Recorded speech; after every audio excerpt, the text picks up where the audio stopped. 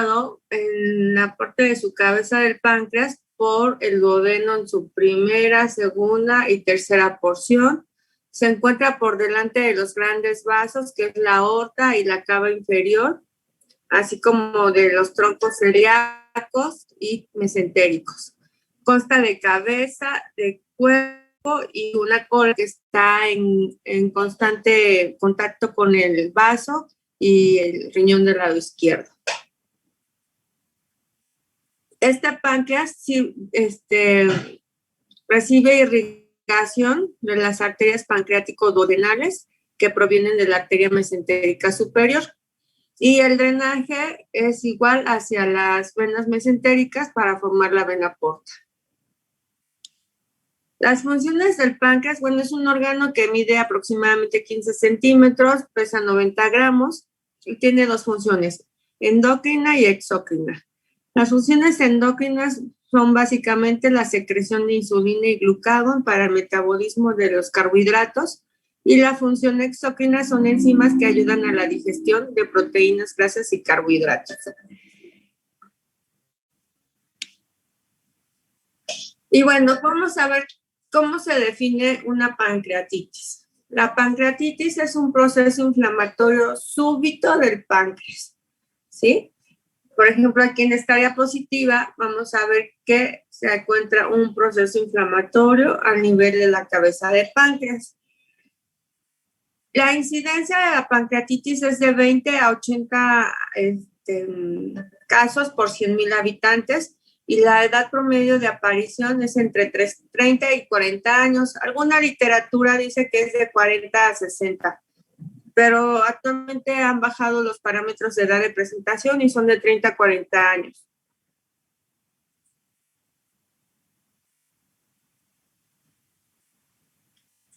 Vamos a ver por parámetros de aparición cuáles son las etiologías más frecuentes de la pancreatitis. En México, la etiología más frecuente es de origen biliar. En el 50% de los casos, los pacientes llegan a cursar con cuadro de pancreatitis. Por eso ayer que hablábamos de vesícula, ayer o antier, no me acuerdo, comentábamos la importancia de operar al paciente con litiasis vesicular y principalmente a los pacientes que tienen microlitiasis, litos de 1 a 2 milímetros, que esos litos pasan rápidamente por el cístico, al colédoco, y esos litos pequeños a veces llegan a quedarse atorados, muy rara vez, pero al pasar inflaman el colédoco.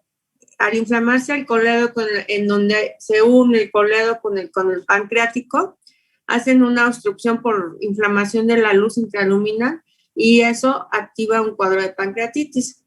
También de los pacientes con coledocolitiasis que se someten a procedimientos de CEPRE, a la hora de que canulamos con el endoscopio el colédoco, muchas veces en lugar de irnos al colédoco nos vamos al pancreático y eso causa una inflamación que reactiva el proceso de pancreatitis, o si no tenía pancreatitis le puede dar pancreatitis.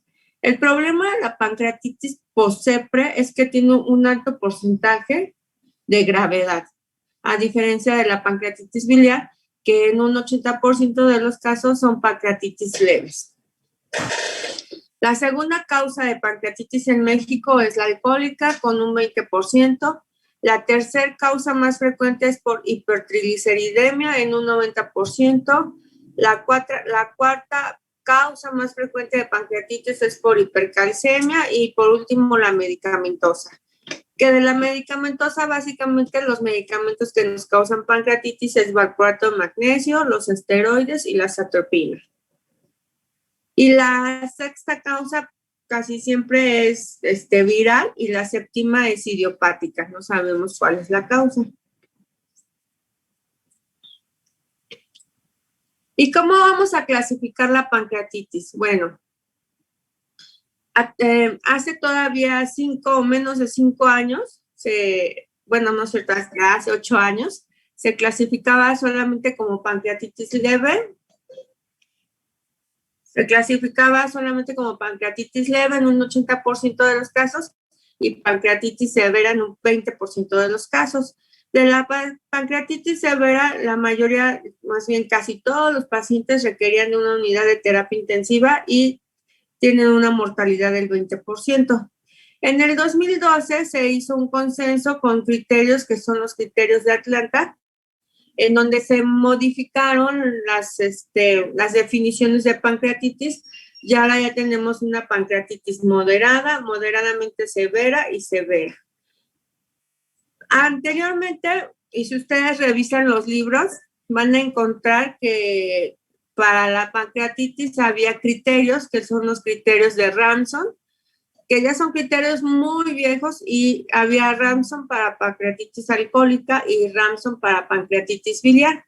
El problema es que los criterios de Ramson ya quedaron obsoletos, porque solamente hacían valoración a la llegada del paciente y a las 48 horas.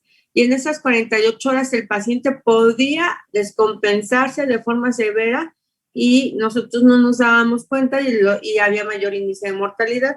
La ventaja de estas nuevas clasificaciones es que podemos estar constantemente reclasificando al paciente, porque en las primeras 48 horas se define el grado de severidad de la pancreatitis, y un paciente puede pasar rápidamente en 6 horas de una pancreatitis moderada a una pancreatitis severa. Y bueno, ¿cómo definimos la pancreatitis moderada? Es pancreatitis aguda sin falla orgánica y sin complicaciones locales o sistémicas. La pancreatitis moderadamente severa es justo esas 48 horas en donde el paciente puede tener inestabilidad hemodinámica y presentar alguna falla orgánica que se resuelve en menos de 48 horas, o que presenta complicaciones locales o sistémicas sin falla orgánica persistente.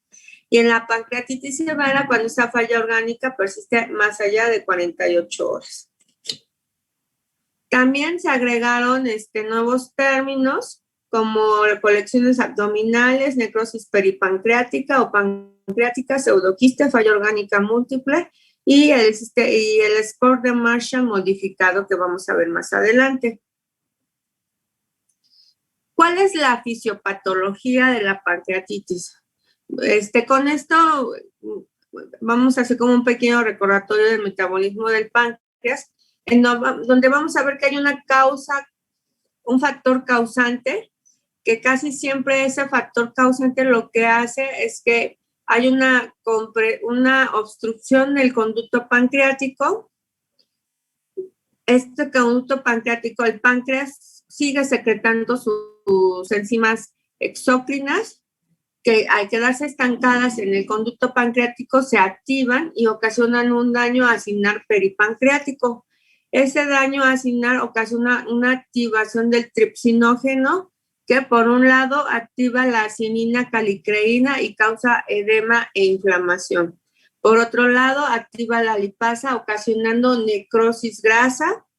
Por otro lado, activa la fosfolipasa A2, ocasionando una necrosis y coagulación.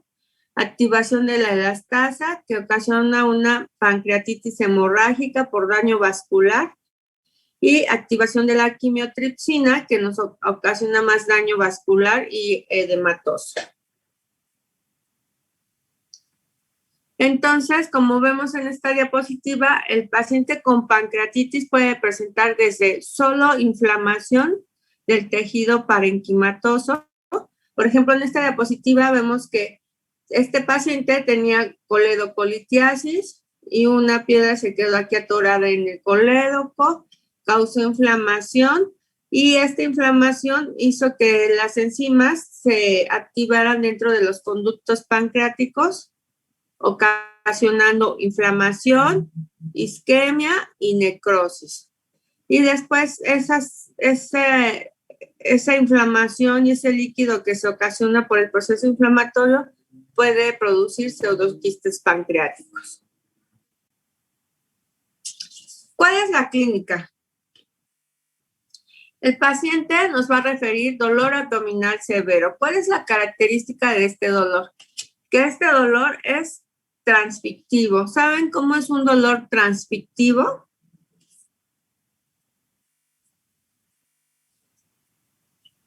No, doctora. ¿Es que no vieron semiología de la clínica? Doctora, ¿no es el que se irradia hacia la espalda? Pero ¿cómo se irradia? ¿Se puede irradiar a la espalda en el cinturón? ¿Cómo? Como su nombre lo dice, transfictivo transfiere. Es como el paciente lo va a definir como si le estuvieran enterrando una espada en el epigastrio, que se va el dolor hacia la espalda, ¿sí? Entonces, ese es un dolor transfictivo. Es de inicio súbito y en una escala de EVA para el dolor es 10 de 10. Es súper intenso. El paciente puede inclusive, va a presentar palidez, diaforesis, taquicardia y todo debido al dolor que es tan intenso.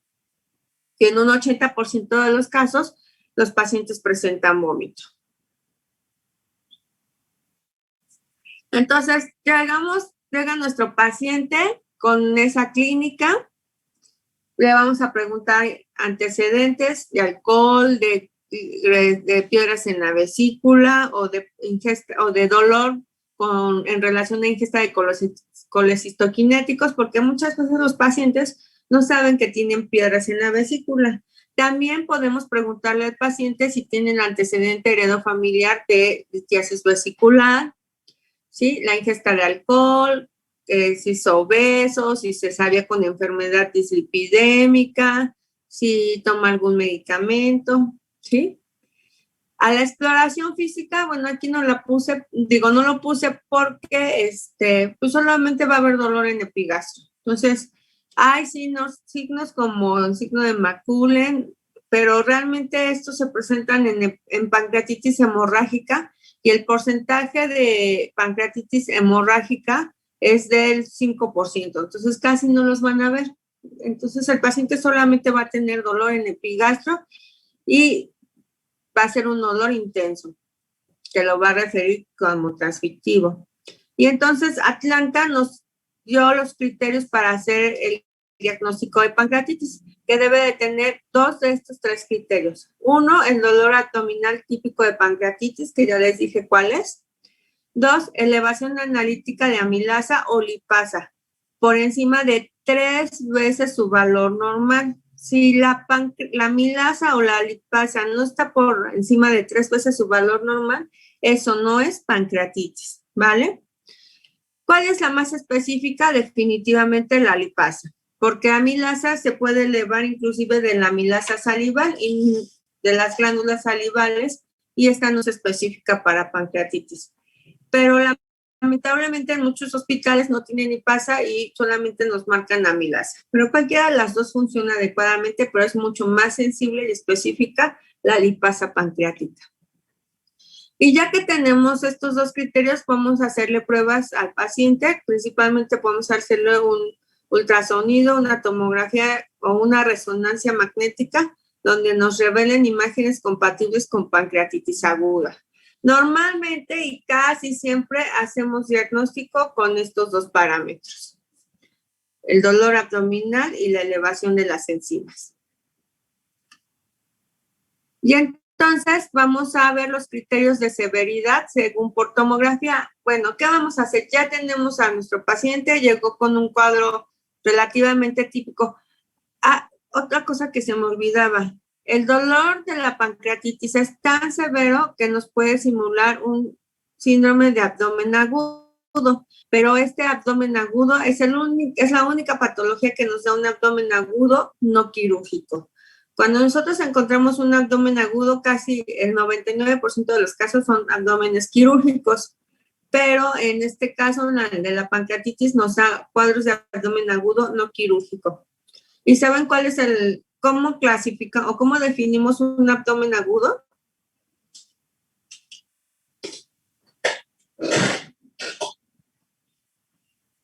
No, doctora.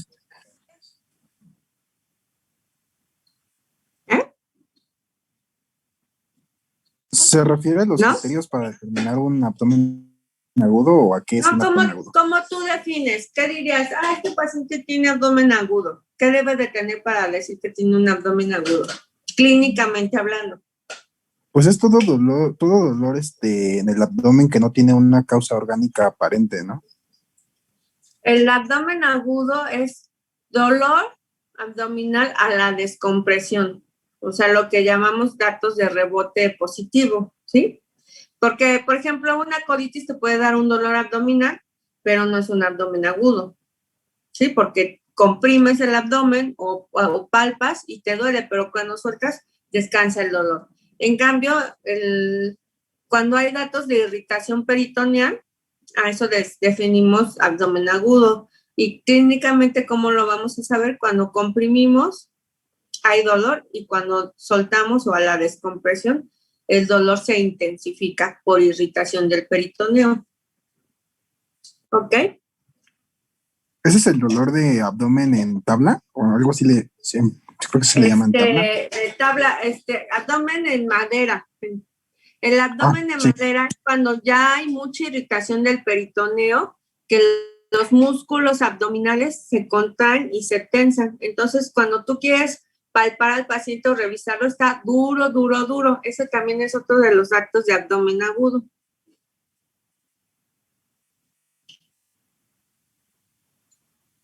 ¿Ok?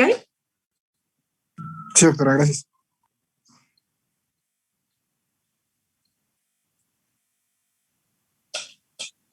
Entonces, a ese paciente, por ejemplo, nos puede llegar el paciente con datos de abdomen agudo, pero que no tenemos muy bien definido cuál es el sitio del causante del abdomen agudo, le solicitamos una tomografía. Cuando sí tenemos el diagnóstico, porque ya lo hicimos por clínica y por laboratorio, lo ideal para realizar la tomografía es hacerla dentro de las 48 a 72 horas de haber iniciado el cuadro. ¿Por qué no la hacemos antes?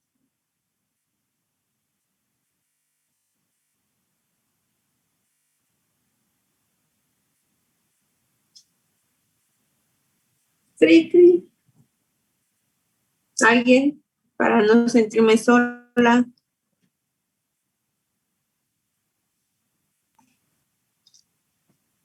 No, ¿Sí doctora, están? Quizás para ver si remite solo. No, acuérdense que les acabo de decir que las primeras 48 horas son críticas, en donde el paciente puede pasar de una pancreatitis moderada a una moderada severa o a una severa. Entonces, si nosotros hacemos una tomografía en cuanto llega el paciente, porque normalmente el paciente nos llega en las primeras 12 horas de haber iniciado el cuadro, porque el dolor lo está matando. Es un dolor tan intenso que no puedes, o sea, el paciente no se puede quedar en casa, siente que se va a morir del dolor, por eso nos llega al hospital y casi siempre llega en las primeras 12 horas. Si nosotros le hacemos la tomografía en cuanto llegue el paciente, nos puede dar falsos negativos, probablemente nos dé un grado de score de severidad leve y el paciente inmediatamente puede evolucionar a una severa sin que nos demos cuenta. Por esto, para tener un resultado fidedigno de la tomografía, hay que esperar esas 48 horas y entonces ya nos va a dar exactamente el grado de severidad de la pancreatitis, porque aparte de que nos dice cómo está el páncreas, tenemos esta escala de Baltasar modificado que nos va a dar el grado de severidad de esa pancreatitis. Y bueno, tomográficamente tenemos el Baltasar A, B, C, D y E, en donde anatómicamente el grado A de Baltasar es un páncreas normal. El paciente tiene dolor, el paciente tiene elevación de las enzimas pancreáticas, pero su páncreas tomográficamente se ve normal. En el grado B, y bueno, les vamos a dar estos puntajes 0, 1, 2, 3 y 4. En el Baltasar B hay un aumento focal o difuso del páncreas. O sea, el páncreas se ve de morfología normal, solo que está aumentado de tamaño. En el grado C ya hay una alteración de la glándula por un proceso inflamatorio peripancreático y anatómicamente lo vamos a ver lo vamos a describir como un páncreas deshilachado. Ya los bordes de ese páncreas ya no están bien definidos por el edema peripancreático y a ese le vamos a dar 2 puntos. El Baltasar D es cuando aparte de esos cambios hay una colección de líquida única, y el E cuando hay más de 2 colecciones intrapancreáticas o extrapancreáticas. Y lo más importante aquí, que cuando ya le hacemos la tomografía de las 48, 72 horas, podemos valorar el grado de necrosis. Si hay un 0% de necrosis en el páncreas, 0 puntos con un Baltasar A. Si tiene un Baltasar B y no hay necrosis, 1 punto más, 0 puntos. Cuando el paciente ya tiene un Baltasar C y 30% de necrosis, le vamos a dar otros 2 puntos. Cuando hay una colección de 30 a 50 y necrosis del 30 al 50%, 4 puntos, y si la necrosis es más del 50%, le vamos a dar 6 puntos. Vamos a sumar todos los grados, tanto de necrosis como de Baltasar, y ese puntaje nos va a dar el índice de gravedad de la pancreatitis. Si tiene de 0 a 3 puntos, es una pancreatitis leve. Si tiene de 4 a 6 puntos, una grave. Y si tiene de 7 a 10 puntos, es una pancreatitis necrótica y severa. Y aquí está esta tomografía con un Baltasar A, donde se ve nuestro páncreas perfectamente. Esa es una tomografía contrastada donde se ve nuestro páncreas de tamaño normal, ¿sí? Su cabeza, su cuerpo y su cola son de características normales. Los bordes se ven bien definidos. Inclusive podemos ver perfectamente el tronco celíaco. En el Baltasar B, si se dan cuenta aquí, aparte de que tenemos la vesícula súper inflamada, vean la cola ya como está engrosada, hay un aumento de tamaño de la cola y también de la cabeza del páncreas. Pero los bordes pancreáticos todavía están bien definidos. En el Baltasar C, que decíamos, ya hay un edema del páncreas, y ese edema es un edema peripancreático. Si ven estos bordes del páncreas, pues ya se ven ahí deshilachados, ya no tienen la misma morfología normal, e inclusive aquí podemos ver un poco más de edema y un poco de edema en la cola del vaso. El Baltasar D, ya tenemos líquido aquí, aquí hay líquido, aquí debajo del vaso hay líquido y un poquito de líquido aquí perihepático, peripancreático, pero normalmente el líquido que más observa es este y solo la clasificamos como una colección líquida y ese es un Baltasar D. A diferencia del Baltasar E, donde vean aquí, tenemos estas colecciones, tenemos líquido aquí, líquido acá, inclusive ahí ya hay unos drenajes, ¿no? Y la necrosis pancreática, por ejemplo, aquí vemos este páncreas, vean ya el tamaño del páncreas, donde se perdió toda su morfología. El único parénquima funcionante es este que se ve como blanquito, este de acá. Y todo esto negrito, es necrosis del páncreas. Y bueno, ¿qué vamos a hacer? Tenemos sospecha de una pancreatitis aguda por el interrogatorio del paciente. Vamos a valorar su cuadro clínico abdominal y elevación de amilasa y lipasa 3 veces el valor de lo normal. Si no se dan estas dos premisas, o si alguno de estos no concuerda, pues aún no tenemos el diagnóstico. Entonces, ¿qué vamos a hacer? Pues se va a necesitar precisar, descartar otra patología o confirmar la pancreatitis. ¿Cómo? Pidiendo o un ultrasonido abdominal o una tomografía abdominal. El ultrasonido, pues sospechamos colecistitis, colitis, diverticulitis o enfermedades graves como problemas de la aorta o perforación abdominal. Si con estas dos premisas ya tenemos el diagnóstico de pancreatitis, entonces vamos a valorar que el paciente, bueno, aquí le podemos hacer un ultrasonido urgente para valorar el calibre del colédoco,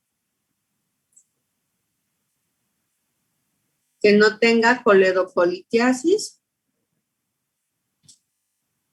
¿sí?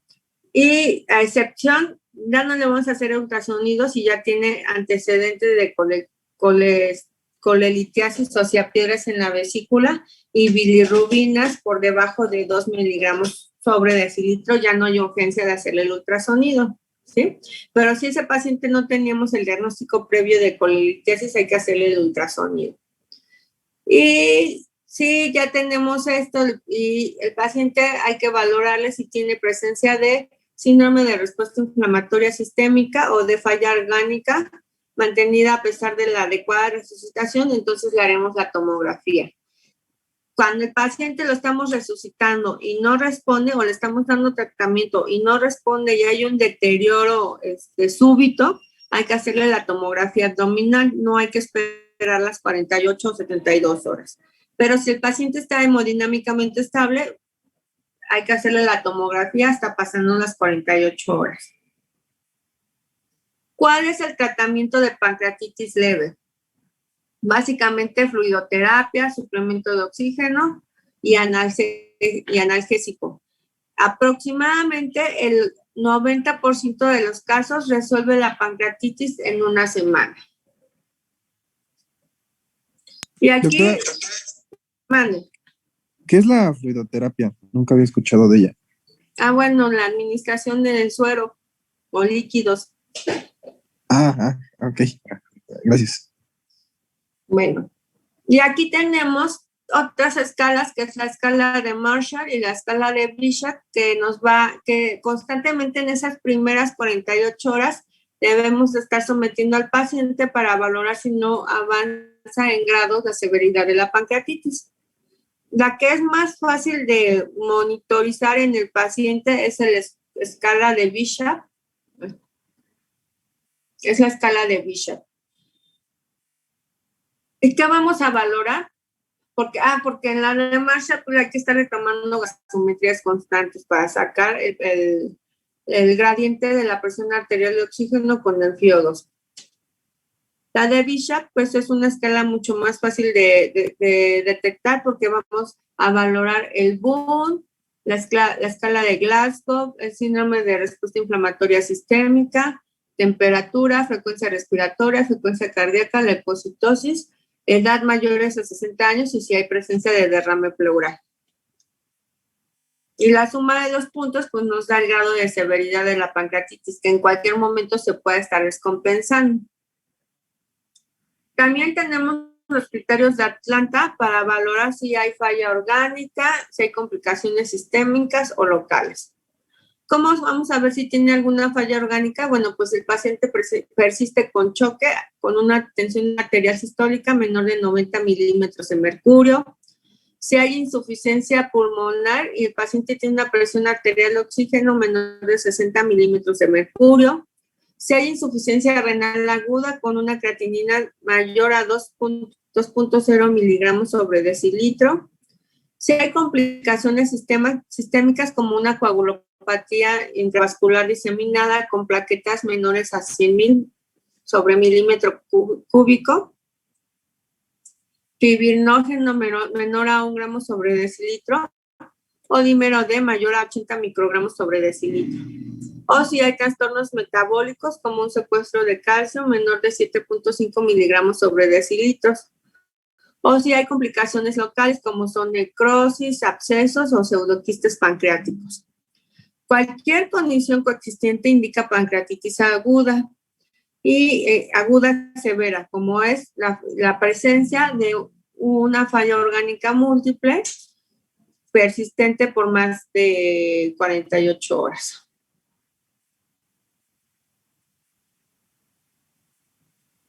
También en algunas unidades tomamos en cuenta el índice de Apache 2, que nos evalúa varios parámetros clínicos, Inclusive actualmente ya hay aplicaciones en los teléfonos como es el Medcal, se las anoto aquí,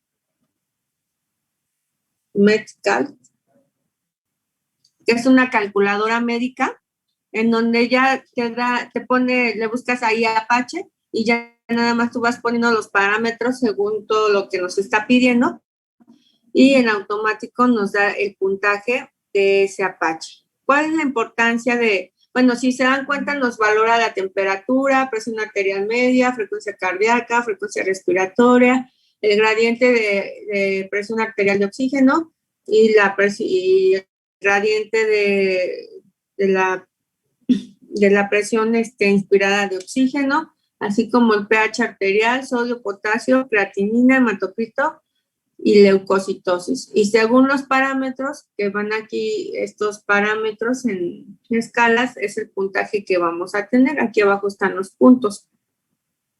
También la edad nos da cierto puntaje y si tiene alguna patología coexistente también nos va a dar puntajes.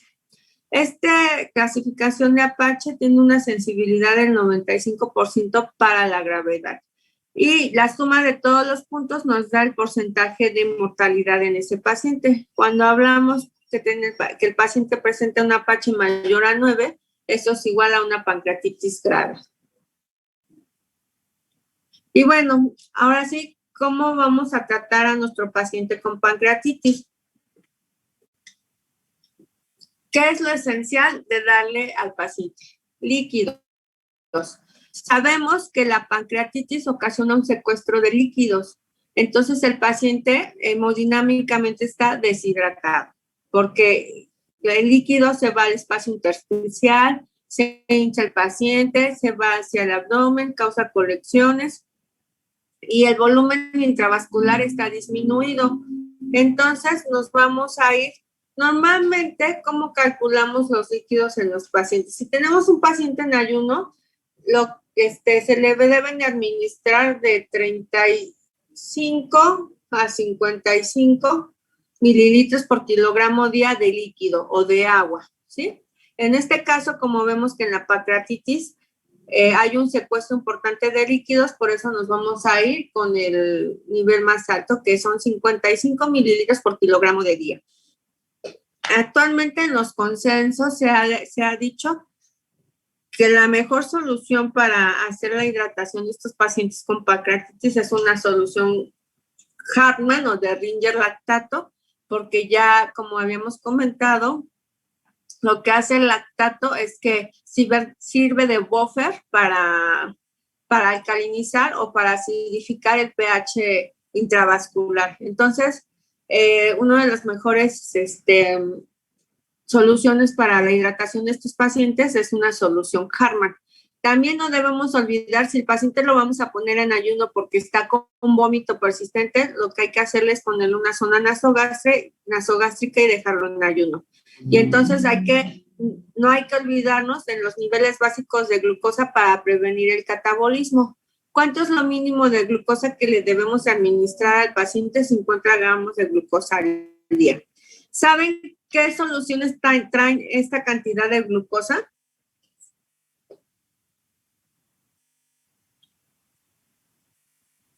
No, doctora. No, la mixta, no sé.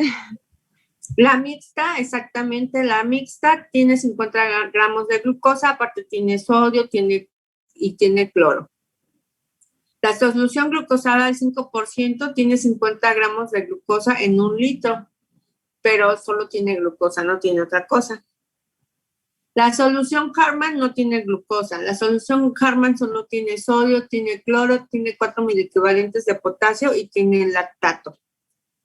Entonces, ¿qué es lo que tenemos que hacer? Pues hacer un cálculo de cuántos líquidos le toca a ese paciente. Por ejemplo, hagamos un ejercicio.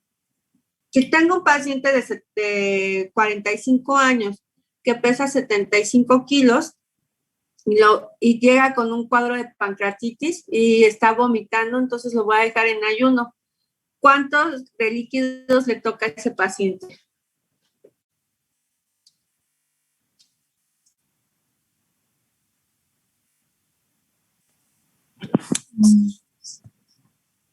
¿4 litros? 4 litros con Ajá. 125. 4 litros con 125, pero pues ya saben que las enfermedades se nos van a poner crisis si le ponemos 4 litros con 125 mililitros. Entonces lo dejamos en 4 litros y esto le podemos estar pasando un agudo. 4 litros de agua en 24 horas, ¿sí? Entonces ya sabemos que le tenemos que poner 4 litros de agua y que le tenemos que poner mínimo 50 gramos de glucosa, pero le podemos poner hasta 100 gramos de glucosa. ¿Cómo le podríamos poner estas soluciones? ¿Cómo se les ocurre?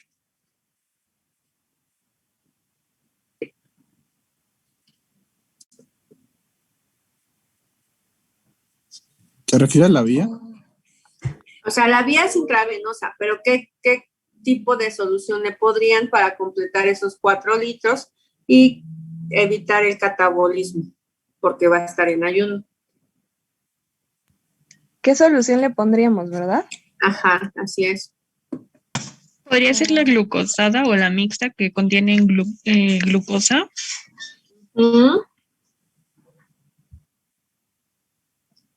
Solución glucosada 5%, 1000, ¿no?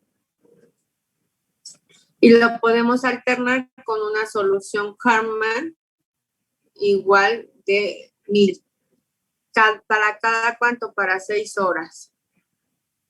¿Por qué no le pongo una mixta? Porque entonces aquí tendríamos que calcular también el requerimiento diario de sodio y de potasio. En este caso, el requerimiento diario de sodio es de 2 a 4 miliequivalentes por kilogramo de peso y el de potasio es de 1 a 2 miliequivalentes por kilogramo de peso.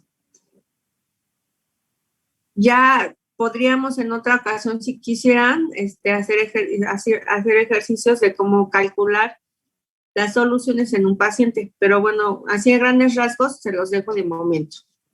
¿Qué más le vamos a administrar a ese paciente? Pues un inhibidor de bomba de protones, como es el omeprazol, 40 miligramos intravenoso cada 24 horas. ¿Por qué le vamos a administrar su inhibidor de bomba? Porque es un paciente que va a estar hospitalizado, que está sometido a un estrés metabólico y que fácilmente nos puede hacer úlceras gástricas. Y analgésico, porque ese paciente se está doblando textual de dolor. Entonces, ¿cuál es el mejor analgésico para esos pacientes? El clonixinato de lisina, y actualmente hay artículos donde dicen que los opioides, aparte de quitar el dolor, reducen la secreción de enzimas pancreáticas, limitando el proceso inflamatorio del páncreas. ¿Le vamos a dar antibiótico? Pues actualmente todavía está controversial el uso de antibióticos. Se han hecho estudios en donde aplicarle antibiótico, porque bueno, el antibiótico se lo ponemos para prevenir el proceso infeccioso de la necrosis pancreática o de las colecciones.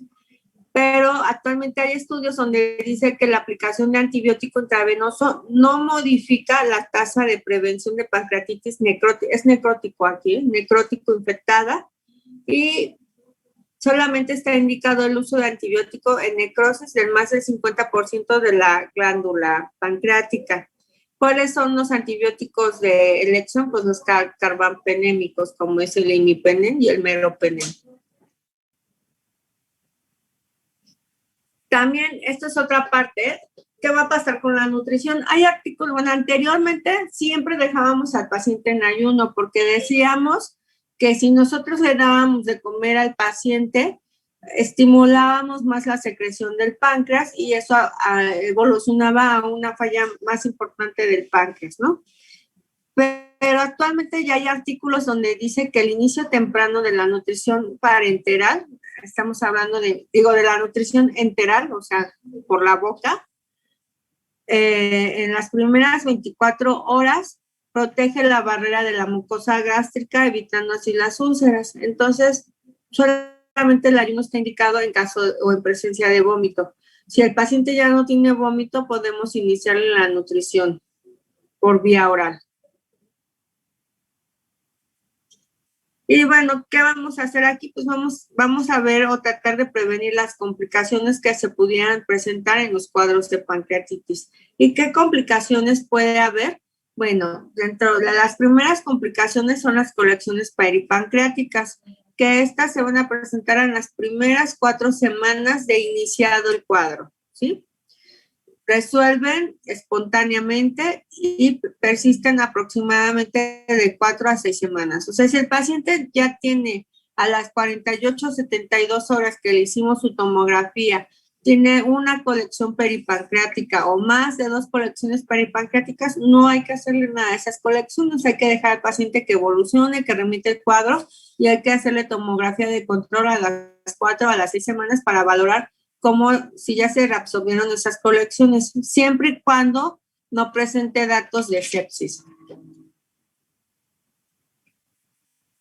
Las otras colecciones que podemos encontrar es el pseudoquiste pancreático. Este se presenta a partir de la 4ª semana.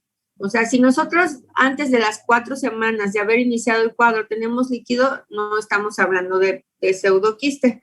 Por ejemplo, en esta tomografía, aquí vemos esta colección peripancreática, aquí también vemos la colección peripancreática y este es el páncreas, ¿no?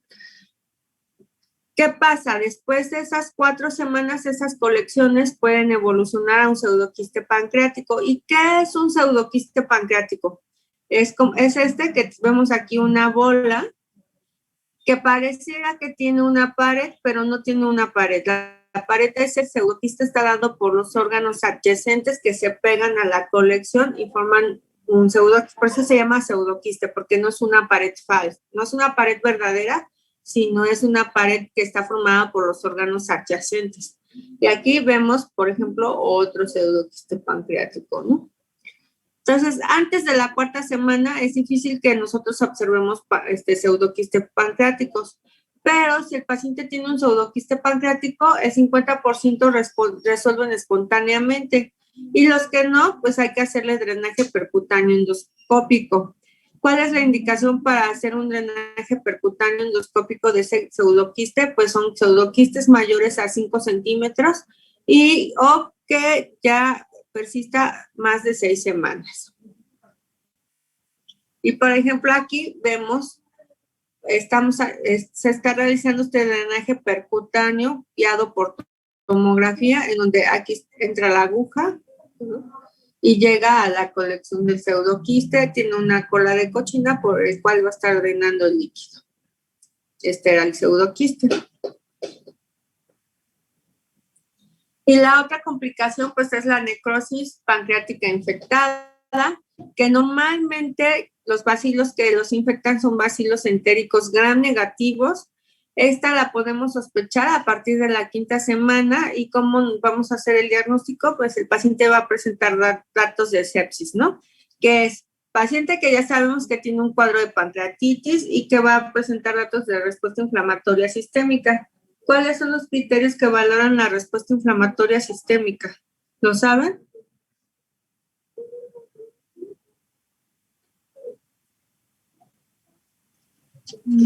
Leucocitosis, hipoglucemia. Leucocitosis o leucopenia. ¿Qué otro? Fiebre o hipotermia. ¿Eh? No, Hipoglucemia, me parece que también. No. Son 4 parámetros. Es fiebre o hipotermia, leucocitosis o leucopenia, taquicardia o bradicardia, y taquipnea o bradipnea o presión arterial de oxígeno menor de 60, ¿vale? Entonces, bueno, ¿y qué hacemos ante los datos de necrosis pancreática? Ya llegó nuestro paciente, ya le iniciamos nuestro tratamiento, le hicimos su tomografía a las 48 horas y el paciente presenta una necrosis pancreática. Vamos a vigilar a este paciente que no tenga datos de respuesta inflamatoria sistémica. Si no hay datos de respuesta inflamatoria sistémica, quiere decir que ese paciente no tiene sepsis y el tratamiento solamente es tratamiento médico. Si el paciente tiene necrosis pancreática y tiene respuesta inflamatoria sistémica, vamos a descartar una sepsis. ¿Cómo lo vamos a descartar? Pues podemos tomarle a ese paciente una biopsia por aspirado fino y cultivo guiado por tomografía o ultrasonido de esas colecciones. Ya que le tomamos ese cultivo y el cultivo salió negativo, estamos hablando de una necrosis estéril y eso es igual a tratamiento médico. Pero si tenemos esa necrosis estéril y el paciente persiste con respuesta inflamatoria sistémica y falla orgánica, entonces una de dos, o le hacemos otro cultivo donde salga positivo y el tratamiento es quirúrgico. Entonces la indicación de la necrosectomía es una necrosis infectada. Si el cultivo sale negativo, pero persiste con datos de respuesta inflamatoria sistémica, hay que hacerle necrosectomía. Si el paciente sigue con malestar general a más allá de las 7 semanas, hay que hacerle necrosectomía. O si la pancreatitis es por realimentación, o sea, le estamos dando de comer y el paciente se reactiva la pancreatitis, hay que hacerle necrosectomía. O si en el primer cultivo salió positivo y estamos hablando de una necrosis infectada, hay que hacerle necrosectomía quirúrgica. Y aquí vamos a ver qué es una necrosectomía quirúrgica. Pues el páncreas ya está necrosado y lo que hacemos es puede ser abordaje laparoscópico o cirugía abierta. Por ejemplo, en esta foto tenemos un abordaje laparoscópico donde se está abriendo el páncreas. Vea toda la necrosis que hay, es todo eso negro. Realmente, de verdad que es impresionante cuando hacemos necrosectomías, porque hagan de cuenta, no sé si han visto cuando están destapando un drenaje que le sacan así cosas negras apestosas. ¿Sí los han visto? Sí. Sí. Pues igualititito sale en la necrosis pancreática. Entonces hay que retirar todo ese tejido necrótico y lavar adecuadamente. Aquí estamos en una cirugía abierta donde se hace dedodisección. Con el dedo disecamos el páncreas, abrimos la cavidad, debridamos o quitamos todo el tejido necrótico y hacemos lavado. ¿Cuáles son las indicaciones de la necrosectomía? Por ejemplo, aquí vean, aquí está el páncreas, todo esto negrito, que es la pus, el tejido necrótico, todas las natas de fibrino purulentas que se encuentran, y todo esto está dentro de la cavidad pancreática. Las indicaciones de la necrosectomía en fase temprana solo es en caso de clara infección de necrosis, que ya hablamos, ¿no? Tomográficamente el paciente tiene necrosis, presenta respuesta inflamatoria sistémica y tenemos un cultivo positivo para necrosis. Un cultivo positivo, eso es igual a necrosis pancreática infectada y es ahí donde vamos a hacer la necrosectomía.